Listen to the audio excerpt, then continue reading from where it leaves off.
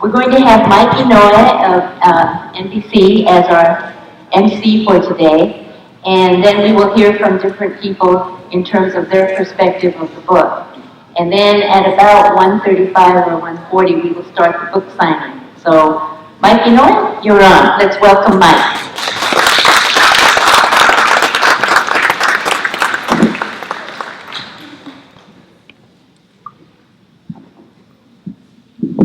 Good afternoon, everybody.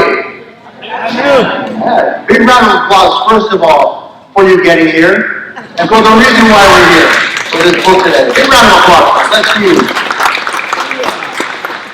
We're here to talk about a book that took 15 years from inception to product, but it's actually been many more years than that as far as what it required to get this book here. We always talk about legacy and the footsteps before you. And that's what this book is all about. That's what today's all about. I'm going to leave a lot of those words for our upcoming speakers.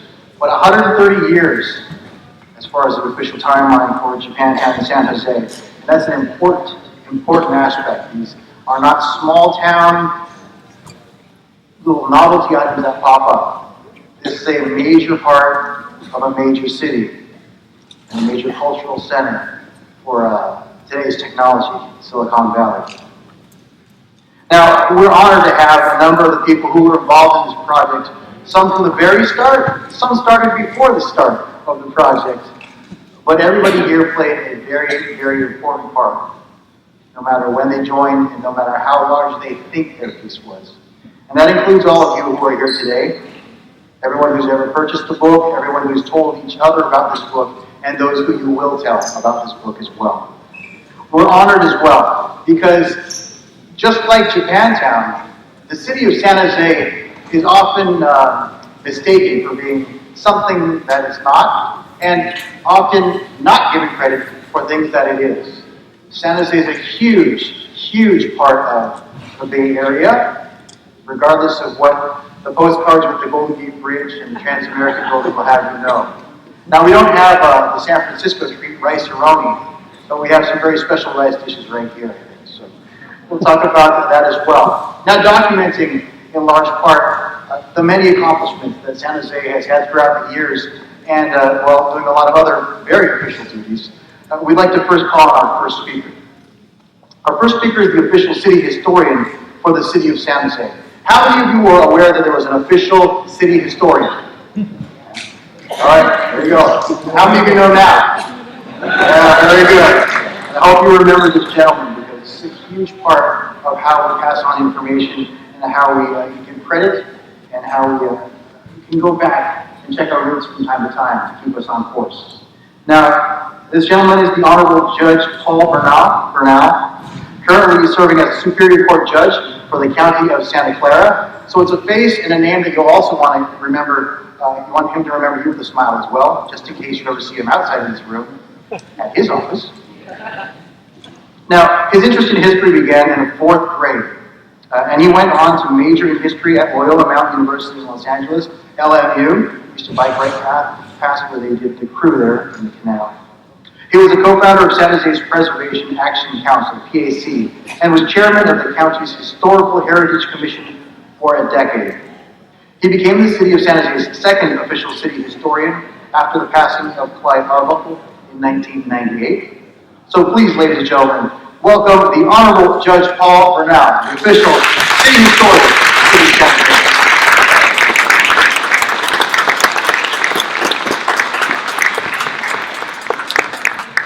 Thank you, Mike.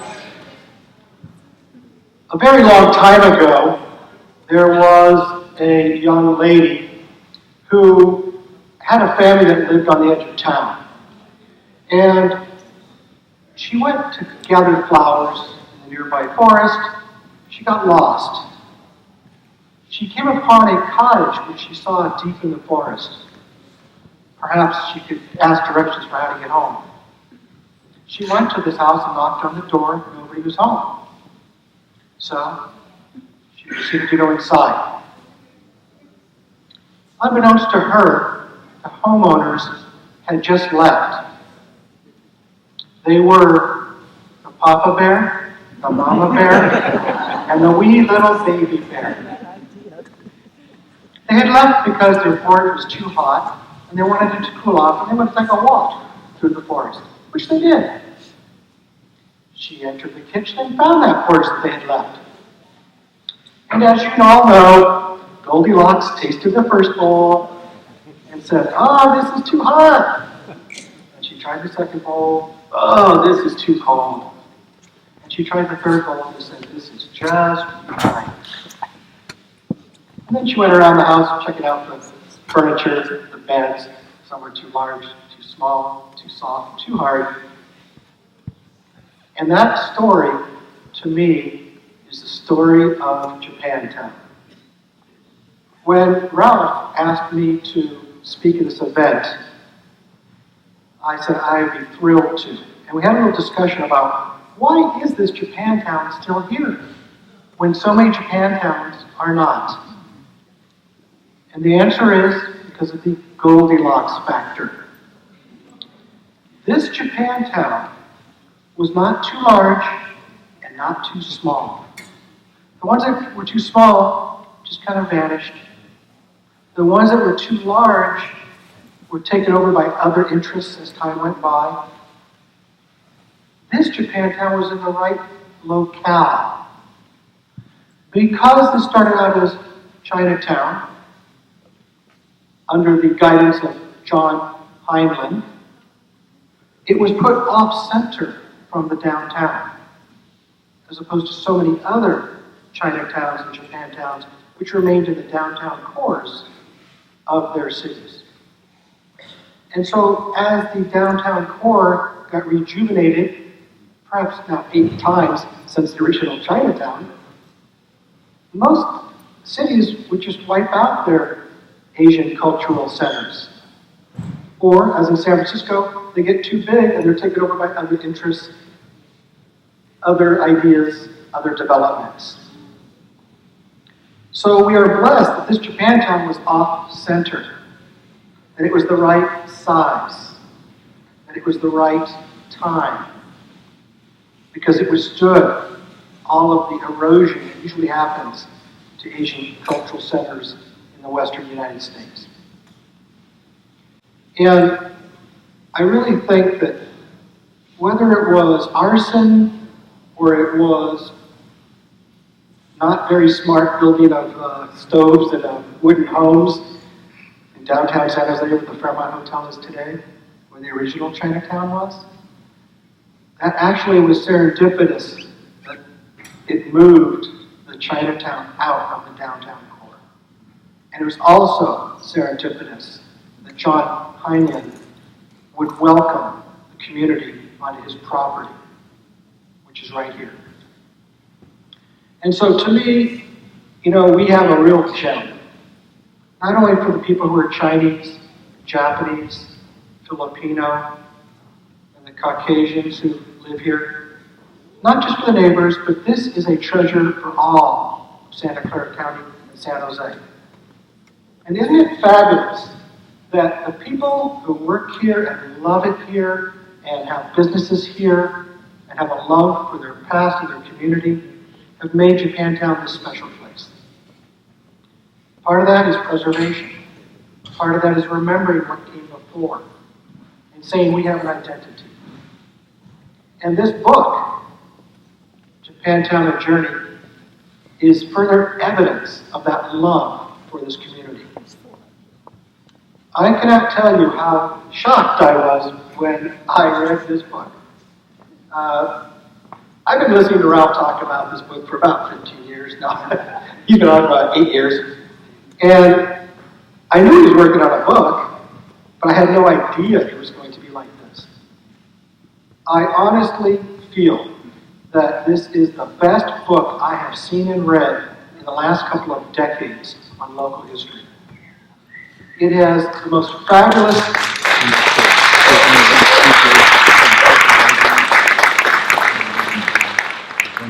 It has the most fabulous photographs, the most interesting stories. The content is outstanding from a historic perspective. And the typesetting is good, the layout is good, I mean, they knocked it out of the park. It doesn't hurt that it's got very nice thick paper and that it is bound very nicely and it looks great on a coffee table. That's an added bonus. But to me, this is the Bible of Japantown and its story, much like Clyde Arbuckle's book of San Jose took on that project and did such a fantastic job. This is a comprehensive time capsule from the beginning until today. And the gentlemen who worked on this, the women who worked on this, the people who supported them, the museum who saw that this was a good idea and supported it, all the people who supported this project over the years, and the people who are going to buy this book and enjoy it, to me, it is just a fantastic bringing together of a lot of historic information into one place, one book, that anybody can learn about this neighborhood, this community.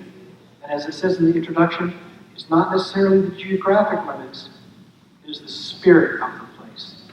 And it is very strong today. Congratulations, and thank you.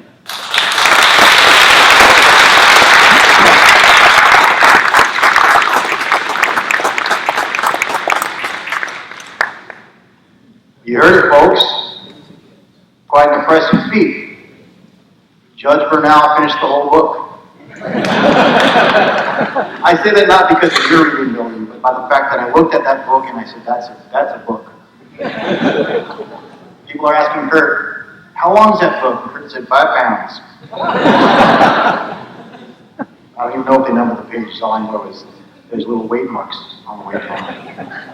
Hope to read 4 more ounces today. Next up, after Judge Bernal gave such a wonderful telling of the story of Goldilocks and how it relates to Japantown, I think that's very fitting. Because Goldilocks' story talks about porridge as well, which gives you a nice feeling inside. And that's what Japantown's all about for me. It gives me that nice feeling of home. And that's what it means to, I think, a lot of people here. And for one of the people who also reminds me of home, because he can actually remind me of my family and home, verbally, by telling me stories about them, is the next man we're going to call up here. Jimi Yamaichi is a native of San Jose and lived in the Bay area, where he and his family farmed, like many of our families have as a background here in the Bay Area. At age 19, he was incarcerated in Hart Mountain, Wyoming, and Tule Lake, California for 3 years, and upon his return home, he began a career in construction. And what a career it's been. He's founder of the Japanese American Museum in San Jose, and currently serves as outreach speaker, curator, historian, and artisan for any of the projects that we have, going above and beyond at every step of the way. So now going above and beyond once again, as he sees this wonderful project come to fruition, we're going to ask him to do a little more work. Ladies and gentlemen, please give a round of applause as we call to the stage one of our bits of history, Mr. Jimi.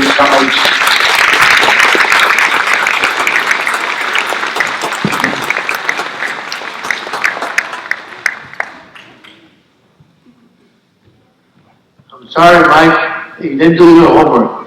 I knew his great-grandfather. He said, I know nothing about him. About your grandfather. I said, I don't know anything about him. So he said, that's me every time. So, come on, Mike, you can do your homework next time. I kind of like to rub it into Roy and PJ to play taiko. I see they inherited a little baby taiko. That's your new adopted taiko. So, PJ and Roy, please stand up. Come on, where are you?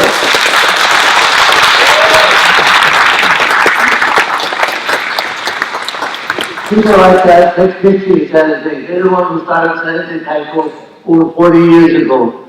And I remember they were pounding in here, making so much noise, we had to kick them out. So you're making too much noise. I'm sorry. But still, they hang in here and play for a long, long time. I grew up in San Jose area a few years back. Spent all my lifetime basically on the farm and knowing many people through San Jose and the Berryessa area, which makes it feel good to see all of you to come here to learn more about our past, what we did and what we didn't do, but we made it, and we all, I think, after the camp coming back, we cultivated a very good life. And the East States did a tremendous job on the book shows you about the East States working back and getting started with the East States and so forth. So I'm glad to be part of the program, and for the few years I'd like to give credit to one person. We're hoping to break ground on this book on our Japantown Centennial back in 1990. And late 1980, Helen Mineta and I, we kind of talked about it. Let's write a book. Because Wayne Kanemoto donated a bunch of pictures that's here, the old pictures, and we got enough pictures and stories that we could start.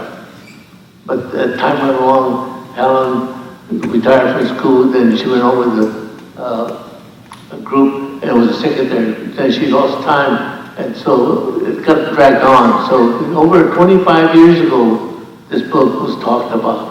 And thank you all the people that worked on the book and make it possible today to see that finished product, and we're very, very proud. As the judge says, it's a great book. Thank you very much.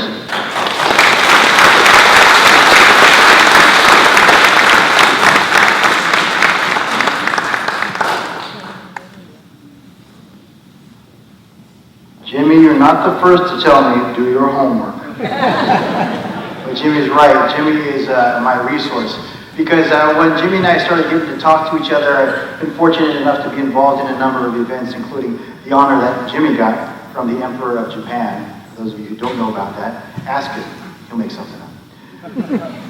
Jimmy talked to me, and I knew he knew my dad from having worked on places like this temple, where Jimmy's artwork and hand craftsmanship can be seen in many spots on the exterior and definitely felt in the interior. But also, he knew my grandparents from when they had their shop downtown. And then he let me know that he knew my great-grandfather. And this is why I asked my dad about it, and that's what Jimmy's talking about. I asked my dad, what do you know about great-grandpa? And my dad said, I don't know. Ask Jimmy. So we are very lucky to have local treasures like Jimmy looking in the rearview mirror a bit to help us talk about where we've been. And then also Jimmy's descendants. Jimmy's daughter Lynn has a Lotus School over here, and they're helping plant the seeds for what will be and continue to be the future. So we're looking in both directions from multiple perspectives here. That's why we have this gem of the Japantown as well. Next up, I'd like to call someone else also named Jim. Jim NAGAREDA. He's a local businessman who opened NAGAREDA photography studios almost 25 years ago. Now he's also a co-owner of DK Traditions, Beard Papas in Cupertino, Jimbo's ice cream shop, and any other ideas, he'll open up a shop like that if you have one for him to start as well. He's a businessman. He's an icon here, and he's also a mainstay for this project. Jim's mother, Kay NAGAREDA, recently celebrated her 50th anniversary of her Shiseido business downtown as well, and that's a huge feat. Give her a round of applause for that. Business right here in Japantown. On this, Jim's official title is Project Lead, but I just consider him sort of the man of many talents and one of the anchors for Japantown as well as we continue to move forward. Please give a round of applause for Jim NAGAREDA.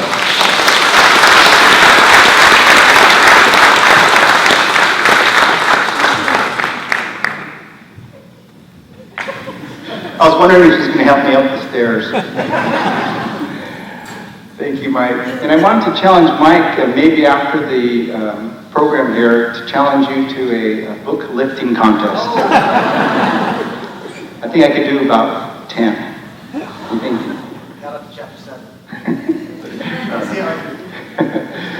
Well, thank you all for coming. And, a lot of people have wondered why it took us 15 years to complete this project. We pretty much volunteered all our time, and it took us a long time to collect all the material, to interview everybody. But, I would say that, during the 15 years, like everyone else, life happens. There's been some new members to our family here, and there's been unfortunately, some people that have passed away. Even some of the people that we interviewed have passed away, unfortunately. But just life things happen, and some of us have been in and out of the hospital, and it just prolonged the project. But I gotta tell you, everyone really stepped up this last year. Boy, we just, night and day, that's all we could think about. That's all we did was work on this project. We wanted to complete it. And I wanted to introduce a couple of the other members of the team here. They've come forward. Put you on the spot. And so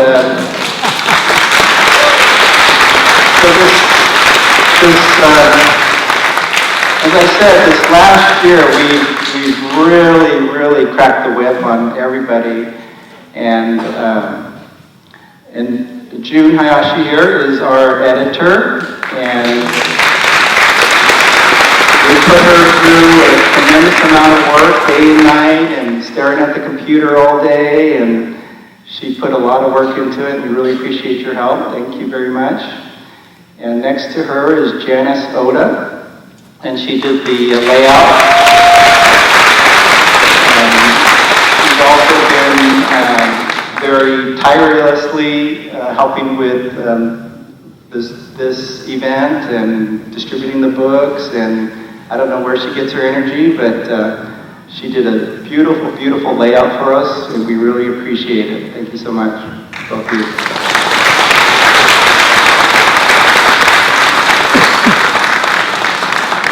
So after, in this last year, we really had no idea what the book was going to look like and how big it was going to be, and all the beautiful colors and photos, and everything just turned out, we were just so happy with the final product, and we hope that everyone enjoys it. And thank you so much for the support by the community, donating photos and helping us, identify people in photos and things like that. We really appreciate everyone's help, and it's really a community book, and we hope everyone enjoys it. Thank you so much.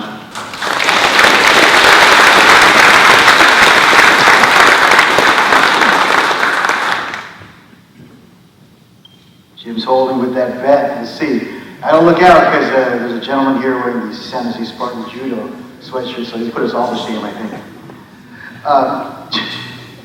I laugh because you're saying all these tireless workers, and everybody worked very hard on this project, I can imagine. But I don't know how you did it with all that energy, says the man with 4 businesses. A book about the sports teams here in Japantown, Japanese American stuff. And so I started to look at the book and thumb through it, and I said, oh, this is really cool. I'm going to buy this. And he didn't know I was going to buy it, and he started talking to me. This gentleman started talking to me. Turns out it was Ralph Pearce, the author of the book. And he started to tell me things like the Blockbuster, the cash registers over the home plate, I think he said. And he was showing me the orientation of Japantown, which now I can see because of that map as well. It gives me a great idea of the history of it. But it brought to life, as we were talking about, the whole idea of what transformation Japantown has seen, and also what has remained consistent. So then I was given the gift of one of those books. So I now tell you, Ralph, that I was going to buy it. Gave it to me. Thank you. Passed up his royalty on that one, and also passed on his royalties on this book as well, as Aggie has mentioned. Now, Ralph is a 3rd generation San Jose, and has had a lifelong love of history, as you'll hear, a continuing theme. Now, he's currently a library clerk at the San Jose Public Library's California Room, and this is his 2nd book on local history that he talked about, featuring those local sports teams. Now, Ralph has appeared on a show on our station, which we've just released this year. It's called Asian Pacific America with Robert Honda, which is a wonderful addition to our team. And Ralph appeared on a couple of interviews, and I think we're going to get you tapping for a few more, including sports and other aspects to San Jose's history. An incredibly invaluable resource for us to all call upon. And as we're talking about this book that we're releasing today, or launching today, also remember that he cares for all the books that are over there at San Jose's library as well. So this man is consistent throughout with his love for the Word. Please give a big round of applause to one of our authors you see on the front of the book, Mr. Ralph Pearce.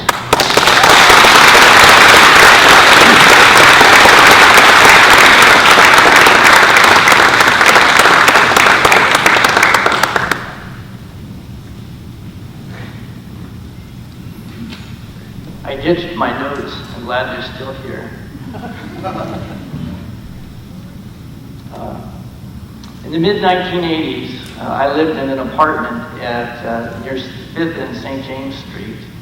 And I would often walk up here to Japantown and have lunch at the counter of the Gombe restaurant up here.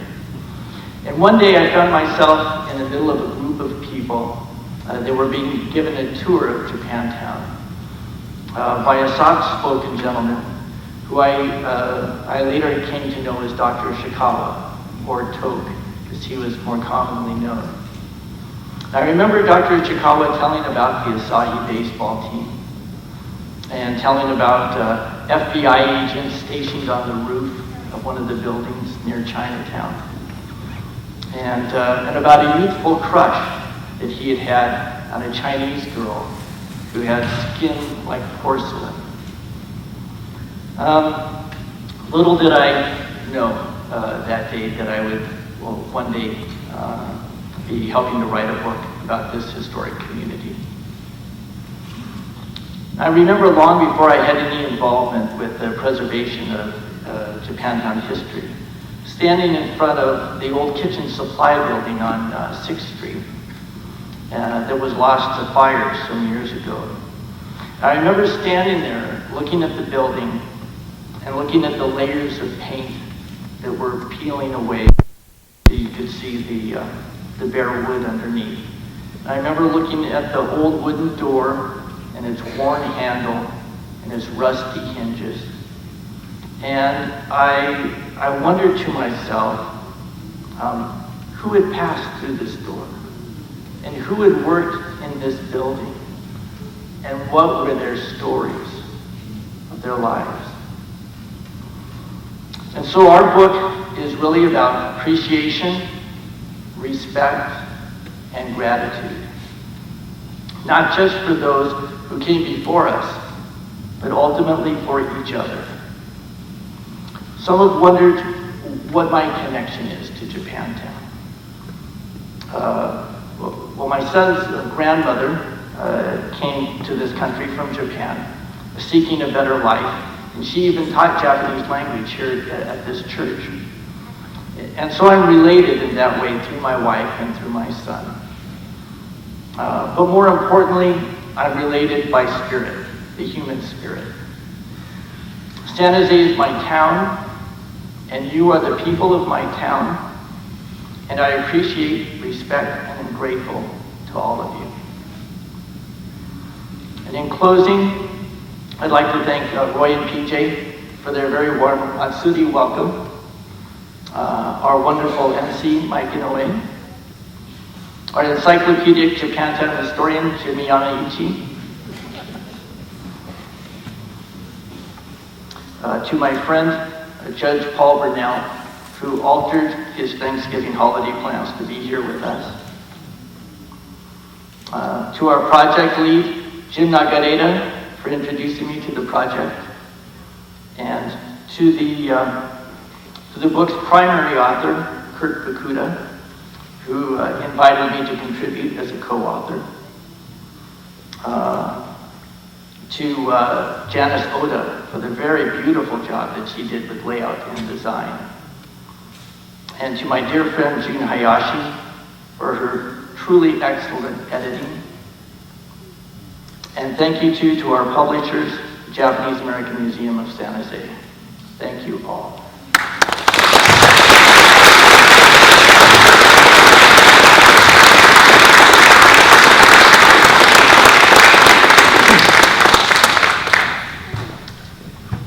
So even at the book launch, we had some really wonderful stories of how people come to be affiliated with this project, how they learn about this project and the project itself.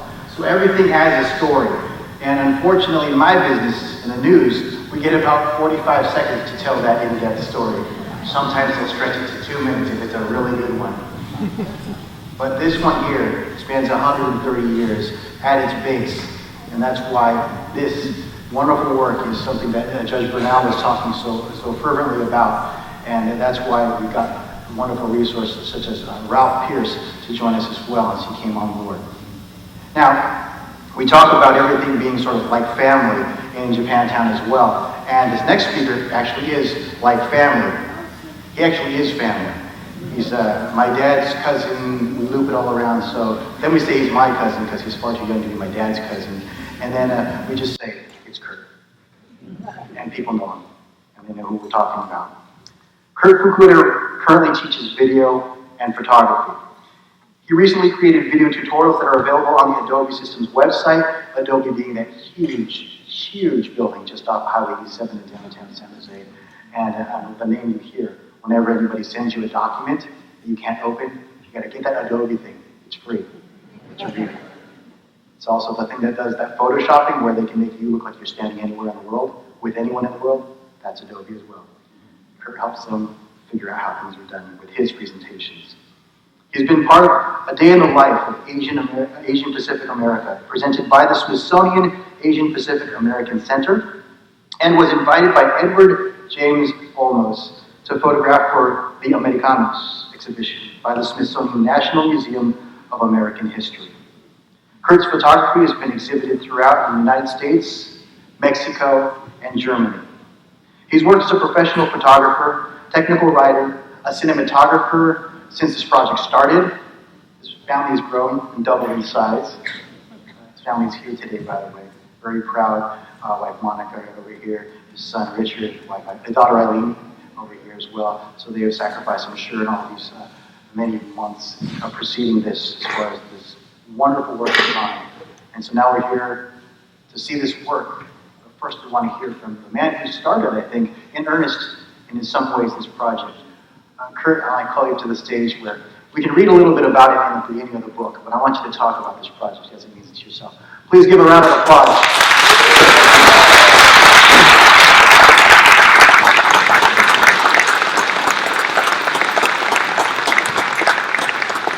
Thanks, Mike, and thank you to JAM for organizing this event and for publishing the book. And thank you to the San Jose Buddhist Church Betswood for letting us use their facility. I'm going to start off with a few thank yous, and I'll try to be as fast as I can because I know you've been sitting for a little while here. And you know, if my grandmother were in the audience and she heard me say, "Well, I'm going to do some thank yous," she'd go, "Oh, mata," you know, like that. As I start reading off the names, you know, yada no.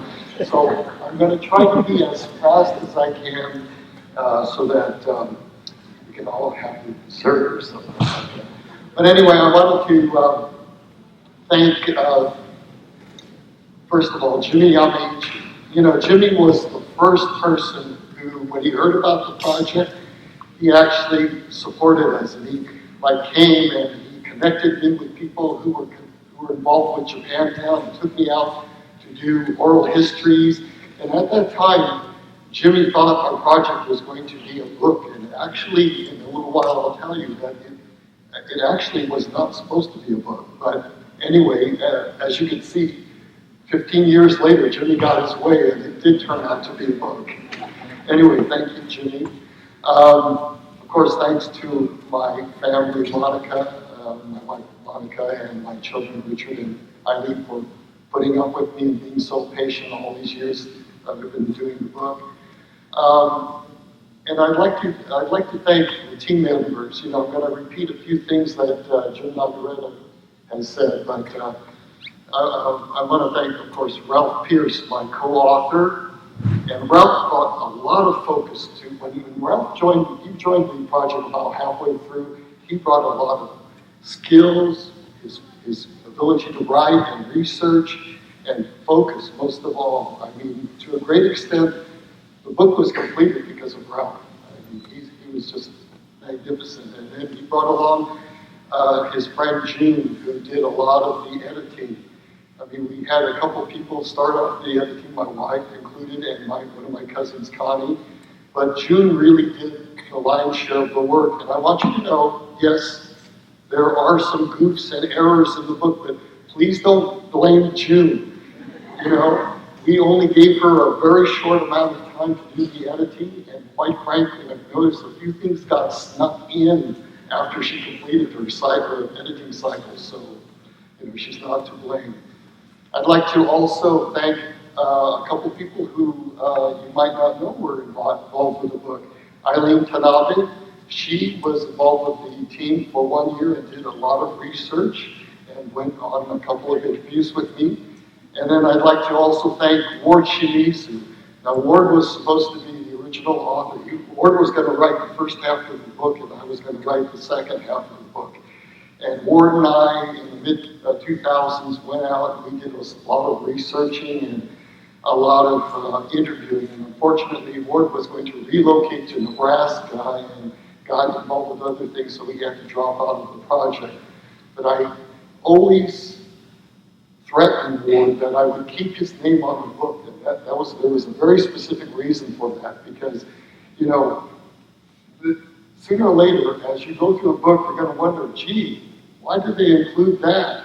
And I wanted someone to blame so I could say, you know, I told Ward not to leave that anymore. And then, you know, there's going to be people that go, well, hey, they didn't include my uncle, and hey, they didn't include grandma or grandpa in the book, or they left out this event or this you know, business. And I can always say, you know, I told Ward we should have put that. Anyway, so Ward got his way. He got his name off the book cover, but I'm going to see if I can sneak it in maybe the next edition. And of course, the two people who were with me from the very first part of the project, Janice and Jim, I thank the most. I mean, when I saw the designs of the book that Janice did, they're just beautiful. I mean, she took the book to another level that I have not seen anyone else do. And Jim is just, you know, when we were trying to we came up with project lead at the end for Jim NAGAREDA, but, you know, I would just call him the man. He was the person really responsible. He's the glue that held the project together. He was the person, you know, being here in Japantown, he was the one who had to answer the question, hey, Jim, are you still working on the book? When is the book going to be finished? You know, he was the one who was the front man. He answered all the questions. And he really protected me so that I could just kind of sit in the back room and write and not be bothered. So, you know, I owe everything to Jim. Now, before I close, I wanted to show you this. This is a prototype of what the original Japantown project is going to be. It was going to be a CD-ROM with a little virtual reality tour using QuickTime VR. And, you know, like you can go on Google Street View and navigate through the streets. Well, back in 1999, you could open up a little QuickTime movie and go through Japantown and click on a building, and out would pop a movie, and it would be someone like Dr. Ishikawa talking about the history of the building. This was the original project, and as we started to research and information started coming in, we realized, oh my gosh, well maybe we better make the booklet in the CD-ROM 8 pages to, you know, cover all the information. Then it became 16 pages. And then it became, okay, let's do a 32-page booklet with a little sleeve in the back for the CD-ROM, and you could see where the story's going. It grew to 64 pages, and then finally in 2003, my wife, who was much smarter than me, said, look, no one wants a CD-ROM. Just do it. And that's what we ended up doing. And you know, as big as the book is, we had to cut out nearly half of what we had written. I mean, and every time we cut something out, it really hurt. It really made me cry. I mean, I would love to have kept more of Faye Nakanishi's story about when her parents were off being migrant workers.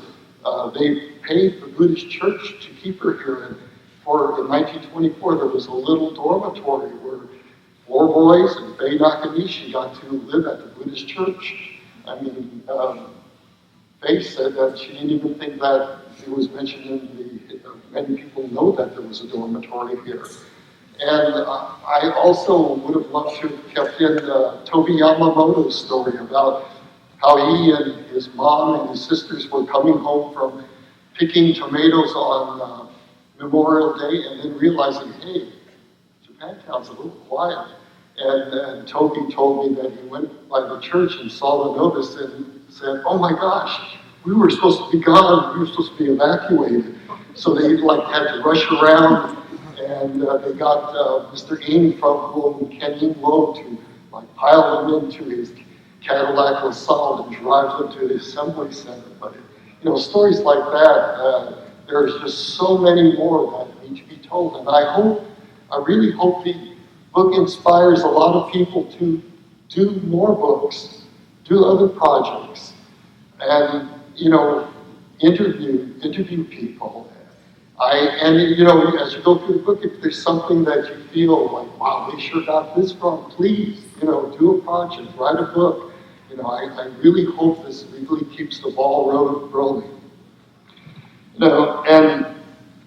When I was doing all the interviews of the people of the Nisei, I was really surprised how amazing. Like they could tell me, oh yeah, on this corner was this store, on this corner was this store, and so was the owner, and this in 1933 this happened, and I was going, my gosh, how can they do that? I can barely remember what the corner store was when I was growing up, and I think for the Nisei, because they were growing up at a time where you're not bombarded with images and information, they had to rely on their memory to get around. And nowadays, of course, you ask me a question, okay, let me see the answer here on my telephone. But I really feel that we're very lucky, Ralph and I and the team, we're very lucky to be able to talk to people at a time when they still had a direct connection to the beginnings of Japantown.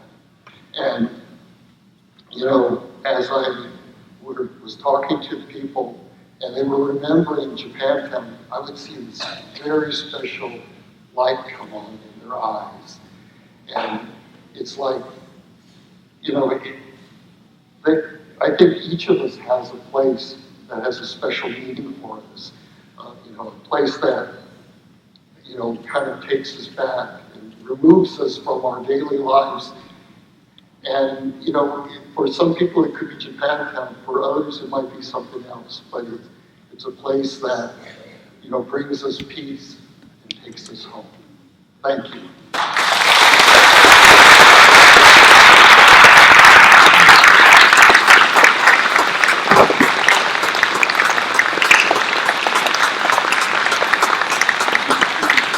Curtis Fukuda. Ralph Pearce. Two names on the front. You hear all the stories about everybody involved, and it's not just the names for the production or for the writing or for the putting together. It's those names that Curt talks about. It's those names that you know about. It's all those names that you'll come across throughout your stories that you're going to talk. We're going to first give a couple thank yous. We're going to get some logistics from Dr. Devoto as well. First of all, those of you who got the postcard, you notice in the bottom on the corner on one of the pages, it says Union Bank. Union Bank, it's a bank.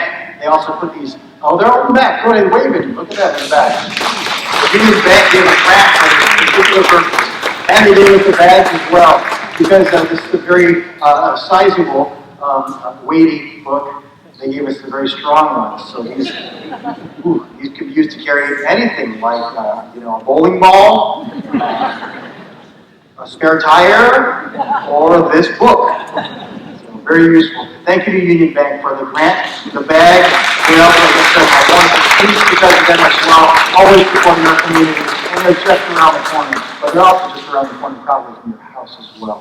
Another thank you to San Jose Buddhist Church, Metsuing, where you're sitting right here, a huge part of this community, but also a huge part of this project, and the reason why we're here today as well in this facility. Thank you to San Jose Buddhist Church.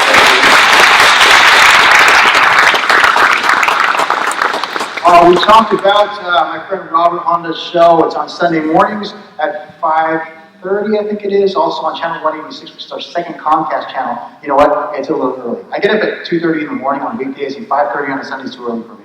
So if you happen to miss it, go visit the YouTube channel as well. It's called Bay Area Proud, and they have interviews with Ralph, with Curt, and also with Aggie. And they did an outstanding job, given a very short amount of time. They were able to convey a lot about this project. Go check them out and watch for other upcoming segments, including one with Jimi, I think, who's going to speak over there. And we're going to have other features, I think, hopefully talking about the sports in the Asian American community, the Japanese American community specifically. But right now, I think we need to get some logistics from Dr. Yamamoto. So Aggie has some thank yous, and you also had some logistics you wanted. So everybody listen up carefully. I'll be back right after Aggie comes.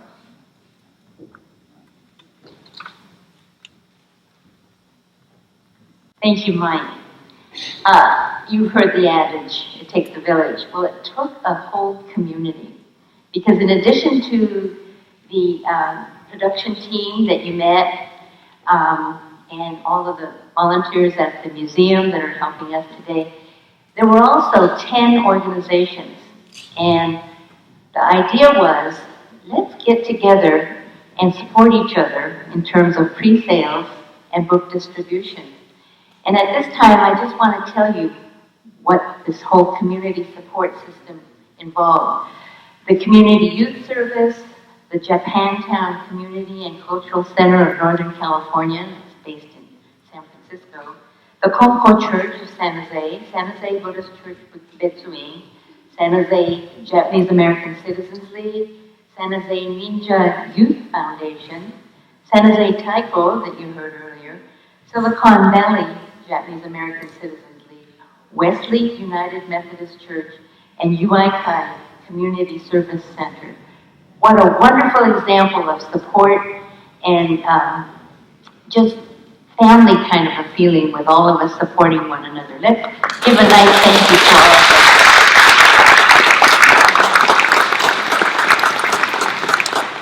I also want to thank Mike for taking the time to be with us.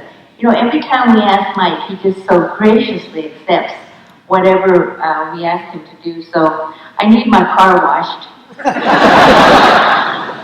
My son's right here. Passing on the next generation. And we now have a session for book signing. And what I would like to do is just remind you that if you have a book and you wanted it signed, you picked a card, and there was a certain color and a time on there. So the first group is the purple group, and when you hear this train whistle, you know, Japantown has a train running right through it. That means it's time for the next group. So we will be reminding you each 15 minutes, or sooner if we get through them, that it's time to move on. So right now, in terms of adjourning, Mike's going to just wrap it up. He always wants the last words.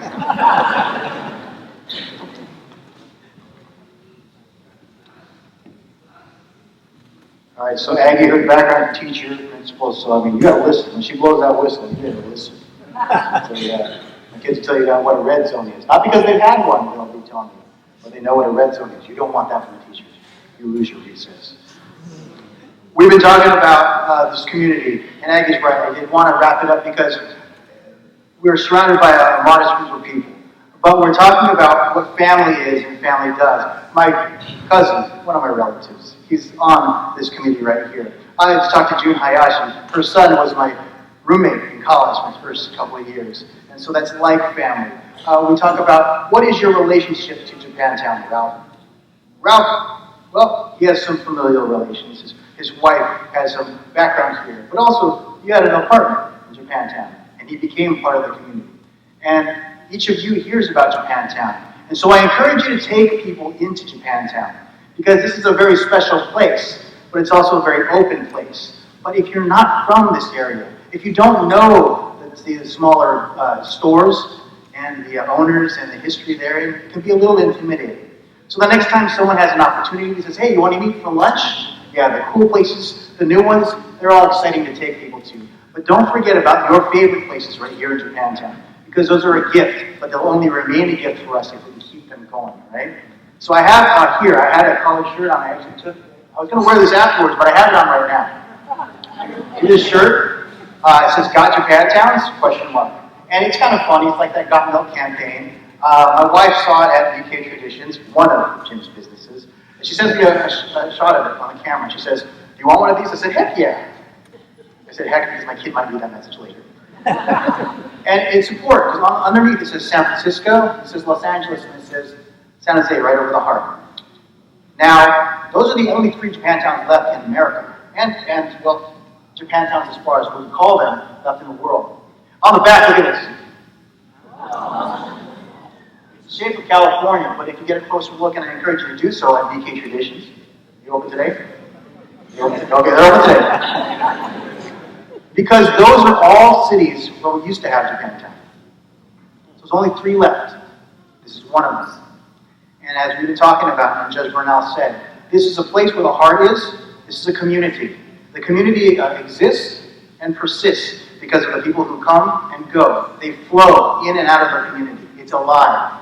This is not a place where people come to pose for pictures and then they forget about it. It's not just that. It's a pleasant memory for the heart.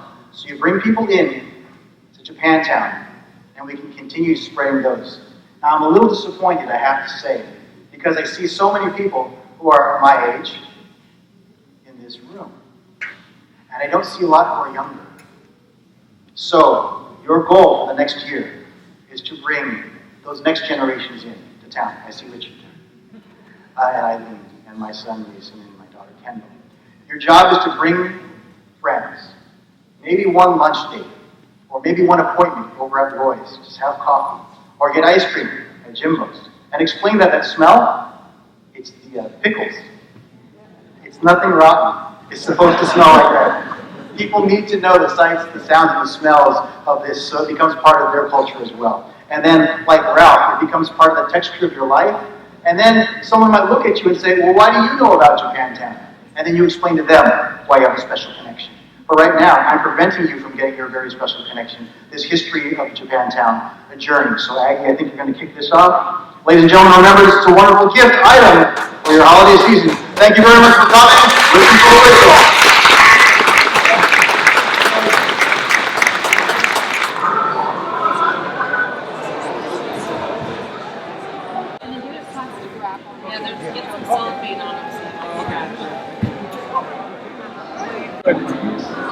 I'm sucking it in. Okay. I can't suck it in anymore.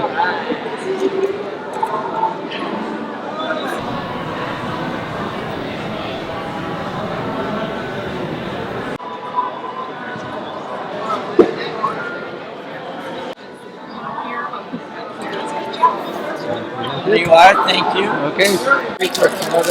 Yeah. Did you? Oh, he did? How cool is that? That's yours.